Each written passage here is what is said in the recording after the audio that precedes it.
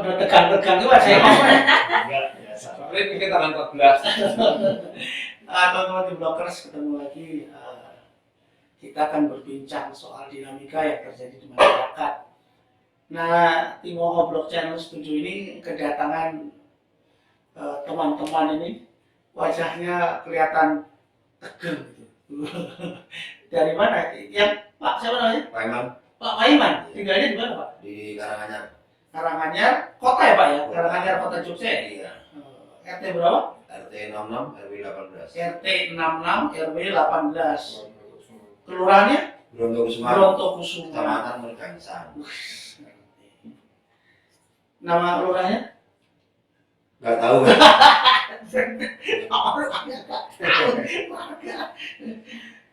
Pak, Pak Mujiono. bentar. Pak Paiman apa pekerjaannya? Saya sebagai buruh. Buruh ya? Iya, supir. Buruh ya. Pak Mujiono?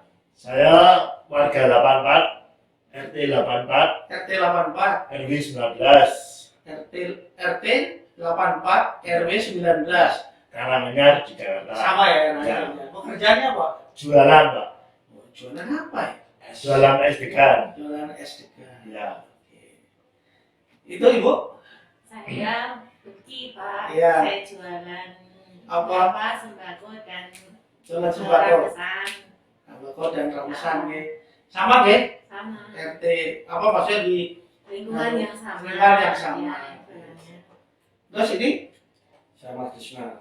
ya, Sama di RT 84 RW 12 semua. sama ya karena saya ini teman-teman semua dari Karanganyar Kelurahan Brontokusuman. Saya mau tanya dulu nih kepada Pak Paiman. Pak, ada apa Pak sebenarnya kejadiannya di mana? Katanya ada ya Pak, rencana normalisasi atau apa? Apa? Penertiban. Penertiban? Buat taman. Oh, buat taman sepanjang Kali Jodi. Kali Code yang ada yang masuk di wilayah Brontokusuma. Brontokusuma. Itu setuju atau tidak setuju atau gimana Pak? Udah dikasih tahu sama lurahnya atau piye ceritanya Pak Paiman? Sebetulnya saya itu kalau untuk untuk Kan. penggusuran tidak setuju. Oh, Tapi kalau untuk penataan setuju. Emang ada penggusuran? Iya, katanya mau digusur, tapi bahasanya tidak digusur, tapi bahasanya itu penertiban. Oh, penertiban. Tidak penataan. Tapi bangunan-bangunan yang berada di baru yang ada di sepanjang Kali Code di situ. Pak Bujono juga mau digusur? Saya maunya penataan obat kios untuk berdagang, Pak. Oh, gitu. Jualan gitu. Oh, Bisa semua maju rakyatnya, Pak. oh Maju ceritanya. rakyatnya ekonominya biar maju. Oh, Mbak Luki juga mau ya? Iyalah Mau Pak. digusur? Iya. Jadi kan pengennya semuanya sama Pak. Oh, bahasanya digusur. Sudah, saya tanya Mas Krisna. penertiban bahasanya. Oh, bahasanya benar. Kalau di sana bahasanya benar. Sebetulnya apa yang terjadi Mas Krisna? Agak maju. Ya, terima kasih. Selamat sore kamu semua. Hmm. Jadi dulu tuh sekitar tahun 2020-an ya, kita tentang sosialisasi terus 2020. iya, sosialisasi untuk penertiban di daerah situ yang akan dibuat bangunan, tapi kita nggak disebut konsepnya. Nah, Enggak penertiban bangunan di bakul bukan disebut bangunan nggak ada, karena itu hanya terbuat semi permanen. Ada yang penertiban bakul-bakul ya. Iya. Nah, bakul-bakul di pinggir sungai. Ada. Oke. Terus Nah, waktu itu kita sudah berkali negosiasi ya, yang intinya pada bulan Oktober itu. loh, jangan kok bernegosiasi dengan organisasinya apa? Oh iya, kebetulan kami bangun tergabung dalam ini Pak, Paguyuban Masyarakat Kali Code Mandiri. Oh, paguyuban masyarakat Kali Code Mandiri. Mandiri. Itu ada berapa anggotanya Mas Krisna? Yang di sana yang jualan itu ada 16 orang. 16 ya, Tapi 16. yang tergabung di Paguyuban itu ada 13 orang. Oh, 13. Oke. Sejak tahun 2020 sudah berjualan di sana. Nah, untuk yang kita beraktivitas yang jalan itu sejak tahun sebelum lama ya. Teman-teman ada sebenarnya kami sendiri sudah tahun sebelum tahun 90-an. Oh, sudah berjualan di situ. Yang lama itu almarhum Mbah Terus. Oh. Almarhum Mbah Terus sudah lama itu. Pak Mujiono juga sudah Belum. mulai berapa? Saya belum lama, tapi saya maunya untuk buat kios-kios biar Tetap pemudanya punya. kan, biar mandiri itu Pak. Oke, Pak Mujiono di RT 84 ya. ya. Oke, baik. Terus Mas Krisna.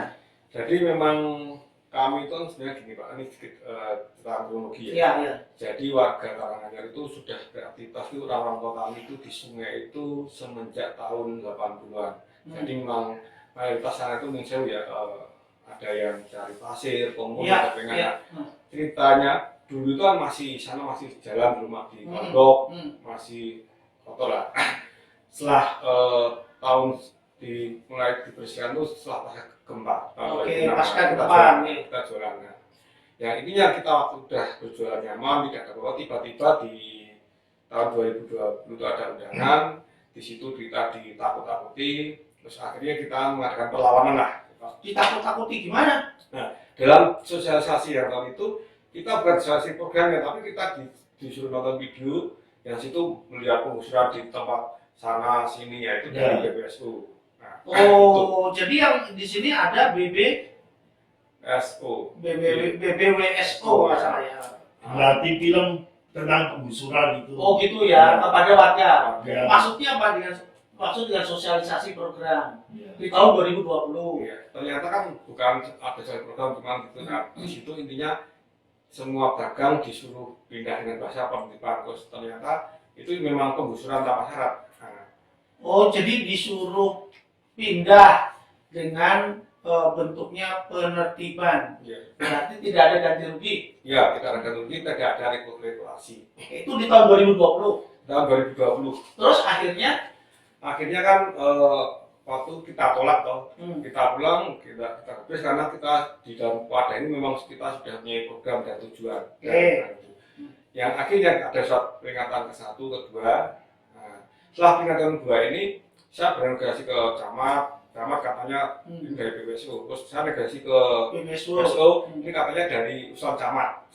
Nah, di situ BPSU bilang gini, Mas, nanti ketika kami tertibkan, kami kosongan, itu yang tanggung jawab siapa? Waktu itu saya belum. Ya, soal itu gini Pak, ya udah silakan kami aja, kami Pak Gibran kami orang sana. Jadi kan di tempat kami itu beda dengan tempat lain. Di tempat kami mobil masih bisa masuk, aliran sungai masih akses, hanya tinggal di penataan aja. Itu yang banyak juga. Terus akhirnya kita di suatu waktu sekitar bulan Oktober itu rencana mereka itu kita mau digusur tanggal 28. 28 apa? 28 Agustus Tahun 2021. Oh, 2021. Nah, karena ada kedua ya, nah itu akhirnya kita mengirim surat agensi, surat permintaan agensi ke DPRD DIY, Komisi C. Akhirnya ada kunjungan sidak pas di acara penggusuran itu. Nah, Oh, jadi pas acara penggusuran di tahun 2021 bulannya Agustus, bulan Oktober, kita tanggal 29 9 Oktober datanglah rombongan Komisi C, Komisi C, DPRD DIY. ya.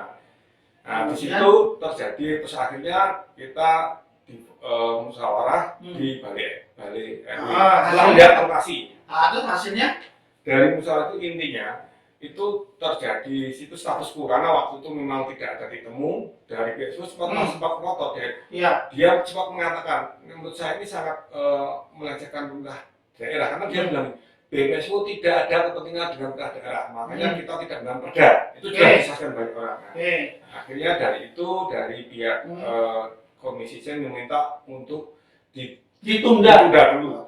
Akhirnya status quo sampai sekarang ya. sampai sekarang. Oh, nah, sampai sekarang ya. Jadi artinya teman-teman bahwa dari tahun 2020 memang sudah ada rencana untuk penertiban bantaran sungai itu. Yang ketika mau dilaksanakan terjadilah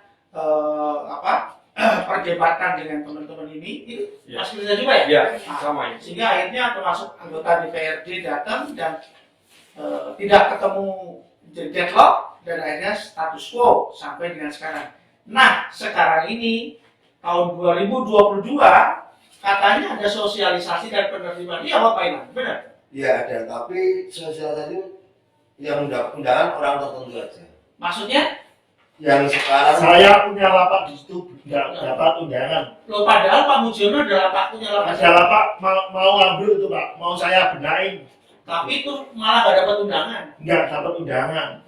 Oh, malah harusnya Pak Mujiono dapat ya undangan. Ya seharusnya dapat mau di rapat yang dulu itu punya dapat undangan terus, nanti yang terakhir ini nggak dapat saya. Oh, Pak Mujiono tidak dapat. Ya. Pak Iman dapat. enggak dapat. Jadi yang dapat siapa aja? Mbak Noki dapat. Saya dapat. Nah terus Maksudnya yang lain dapat. Tapi nggak dapat. nggak dapat. Nggak dapat. Oke. Ini. Oh, ini ada saudara. Terus saya tanya ke Pak Paiman dulu. Pak Paiman terus apa yang dilakukan? Nanti saya tanya Pak Mujiono. Pak Paiman apa yang dilakukan ketika nggak dapat terus terjadi sosialisasi apa? Enggak ada sosialisasi. Terus saya dengar kemarin dari teman-teman kan yang dapat undangan cuma berapa orang. Nah, terus Saya dengar besok tanggal 14 itu memang harus dikosongkan. 14 September. Iya, tanggal 14. Teman-teman sekalian dari tahun 2020 sudah terjadi rencana itu, kemudian deadlock, dan ini terjadi lagi dan direncanakan 14 September ya September harus dikosongkan. dikosongkan gitu. Oke, dikosongkan. Katanya kemarin yang hasil sosialisasi dengan teman-teman yang dapat undangan itu gimana Pak Mas Krisna? Ya gini, sebelum situ saya waktu itu pernah menanyakan ya. Artinya gini, kenapa dari pihak keluarga yang bukan hanya 8 orang ya, itu ada Pak Tuli, Bu Mina, dan Pak Sartono, Bu Jumi, Bu Sinta, dan Pak Kristianto, saya sendiri, Bu Ayu, Mariati. Sedangkan Bu Mina ini sudah nggak punya lapak sebenarnya. Oke, jadi ada undangan untuk 8 orang. Ya, sama tokoh masyarakat. Tokoh Nah, masyarakat. ini tokoh masyarakat ada 9 orang, terus ada balai besar, ada 7 orang, sama daftar. Nah, ini ada undangan dari BBSWO, ya. Kemudian sosialisasi tempatnya hari Rabu tanggal 31 Agustus kemarin, ya. Cek lokasi yang lain tak, tapi kemudian di sini juga diundang daftar pegawai yang diundang, kemudian daftar tokoh masyarakat, kemudian ini pengguna tanah sepadan Kalicode. Nah, ini pengguna tanah. Ini ada Pak Keli, padahal Pak Mujiono pengguna tanah, Ya, Pak Paiman pengguna tanah, Bu Luki pengguna tanah, dan Mas Krisna juga pengguna tanah. Tapi kenapa tidak diundang? Nah, mereka mau apa? Mempertanyakan itu ya. Ya. Oke. Kemudian pertanyaan saya, hasilnya apa? Kami kagetkan jelas di sini tertera sosialisasi dan diskusi. Ternyata di situ kan pengarahan untuk penertiban dan penetapan. Akhirnya kan saya tanya, saya pun ketika dikasih bicara terakhir itu dibatasi ngomong, baru dibatasi. Akhirnya dari ngomong dari masyarakat, dari ombudsman. Nah, dan Ombudsman datang. ombudsman datang. Ombudsman datang. Ini kami sayangkan waktu di sini ombudsman kok dalam arti dia itu mengatakan proses ini legal sah. Sahnya dari mana? Sedangkan ruang mediasi itu nggak ada. Yang namanya pengusulan kan harus ada ruang mediasi dan ada ruang untuk relokasi itu di terakhir. Nah, yang erosnya kita waktu itu kan tadi status quo. Dalam status quo itu kita sudah berdialog dengan tokoh masyarakat, lurah, camat, bahkan kita sempat adresi ke DPRD kota sama kota. Itu nggak ada hasilnya, cuma nunggu-nunggu semua. Nah, dan erosnya kemarin Agustus itu lurah itu membangun bangunan di selatan kami di pinggir sungai Tudi. Nah itu pakai dana kelurahan. Kita yang harusnya memang itu dikosongkan. Tapi malah lurahnya membangun. Nah, membangun. Bangunannya apa? Permanen, bukan. Apa? Bentuknya semacam tempat pertemuan dan kafe. Khususnya macam kafe. Padahal itu masuk dalam jalur ini. Jalur selatan kami. Oh gitu. Ya. panggung itu model panggung. Selatan kami dibuka ya. Nah, ini fotonya bangunan Pak Lurah.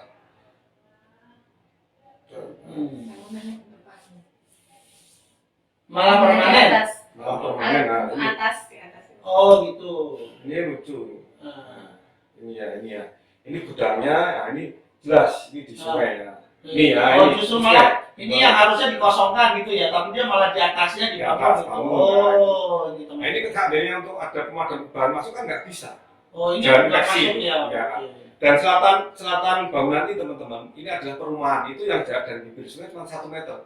Nah, waktu itu saya bilang kita mau penataan dengan kekeluargaan, ayo kita pakai call lulusan sampai SMP 10. Karena apa? Biar asas keadilannya sama. Yang namanya penertiban harusnya kecemar. Kenapa hanya di sindir IM 19 saja? Gitu. Oh, ini karena permasalahannya adalah pada pengguna tanah negara sepadan Kali Code Bronto Kusuma. Benar ya? Ya, semua yang pengguna. Enggak, artinya gini, ini kan ada Pak Keli, ada Pak Sartono mengemukakan apa teman-teman ini selain dari Mas Krisna? Kita mengumumkan yang pertama kan yang namanya sepadan Kali Code kan dari hulu sampai hilir.